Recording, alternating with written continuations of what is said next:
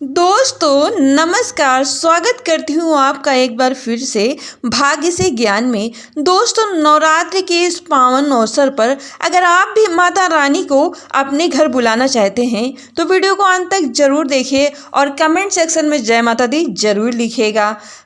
तो आइए जानते हैं दोस्तों, भूल कर भी माता रानी पर ये चीज़ें मत चढ़ाना, नहीं तो सारी ज़िंदगी पछताना पड़ सकता है।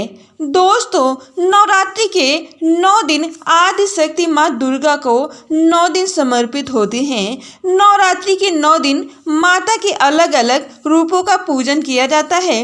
दोस्तों 9 दिन माता के अलग अलग स्वरूपों के हिसाब से अलग अलग भोग लगाया जाता है तथा वस्त्र अर्पित किए जाते हैं।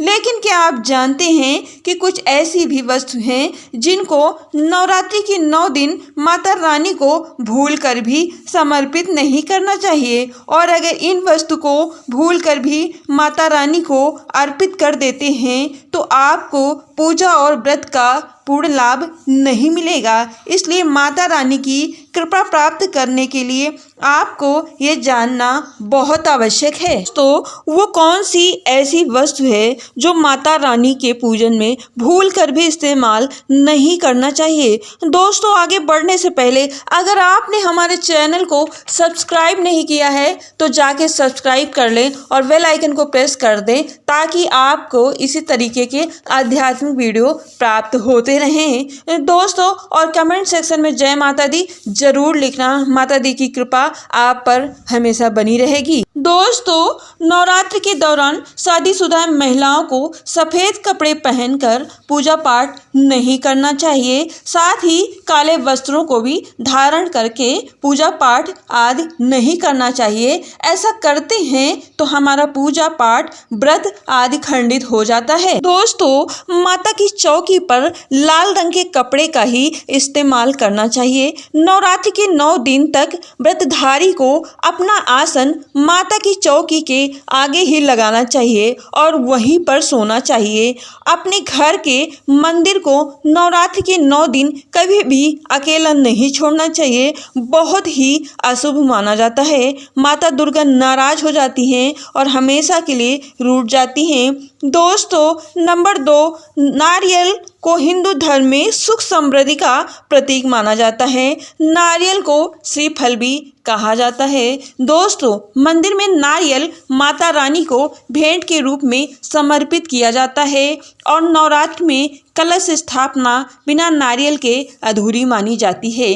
दोस्तों माता रानी की पूजा में नारियल इस्तेमाल करते हैं और कुछ गलतियां भी कर बैठते हैं।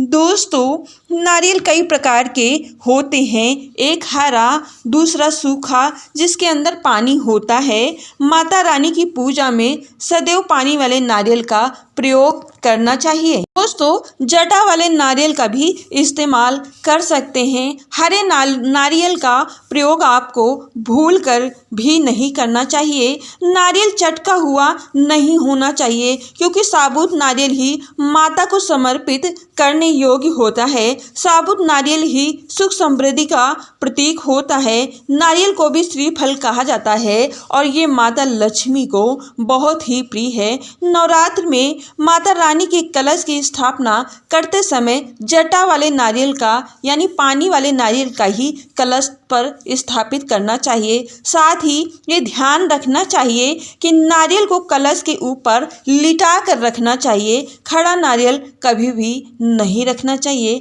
घट स्थापना के समय नारियल को भी खड़ा नहीं रखा जाता है। साथ ही नारियल स्थापित करते समय लाल कपड़ा लाल चुन्नी को कर रखना चाहिए और इस तरीके से कलश पर रखने से शुभ फलों की प्राप्ति होती है। शास्त्रों के अनुसार नारियल को कलश के ऊपर जब सही तरीके से रख कर पूजा पाठ करते हैं तभी उसका सही लाभ मिलता है। दोस्तों नंबर 3, महिलाएं माता को नारियल चढ़ा सकती हैं लेकिन माता के सामने कभी भी नारियल को नहीं तोड़ना चाहिए क्योंकि नारियल बीज रूप होता है और स्त्री बीज रूप शिशु को जन्म देती है।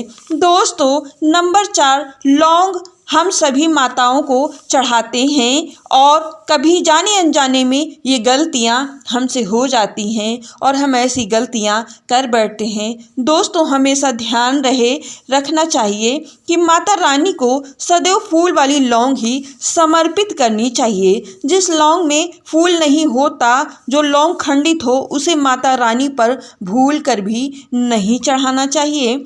फूल वाली लौंग ही माता रानी पर चढ़ने योग्य होती है। माता के पूजन में टूटी खराब वस्तुओं को भूल कर भी नहीं चढ़ाना चाहिए। दोस्तों, नंबर 5, माता दुर्गा को कभी तुलसी दल नहीं चढ़ाना चाहिए। ऐसा वर्जित माना जाता है। तुलसी के अलावा आंवला भी नहीं चढ़ाना चाहिए और दुर्वा भी नहीं चढ़ाना चाहिए। दुर्वा भगवान गणेश को अति प्रिय है। माता रानी को सफ़ेद फूल भी बिल्कुल प्रिय नहीं है। माता रानी को लाल रंग का फूल समर्पित करना चाहिए। लाल रंग का फूल माता रानी को बहुत प्रिय है। गुड़हल का फूल, कमल का फूल, गुलाब का फूल भी चढ़ा सकती हैं। शास्त्र में बताया गया है कि घर में माता रानी की 2 या 3 तस्वीर नहीं होनी चाहिए। दोस्तों, माता रानी के पूजन में खंडित मूर्ति का पूजन ना करें, ना ही खंडित वस्त्रों को अर्पित करें, जैसे कि टूटी चीज़, खराब फल, टूटी फूटी सामान आदि खराब वस्तु ना चढ़ाएं। साथ ही लोहे और प्लास्टिक के बर्तन माता रानी के पूजन में इस्तेमाल ना करें। दोस्तों, ये थी कुछ ध्यान देने वाली बातें। और कैसा लगा है आपको हमारा आज का वीडियो? अगर पसंद आया हो तो लाइक, शेयर, सब्सक्राइब करेगा। कमेंट सेक्शन में जय माता दी लिखना बिल्कुल भी ना भूलेगा। और फिर मिलेंगे नए वीडियो में कुछ अच्छी जानकारी के साथ। तब तक के लिए अपने आप का रखें ख्याल और अपने आप से करें ढेर सारा प्यार।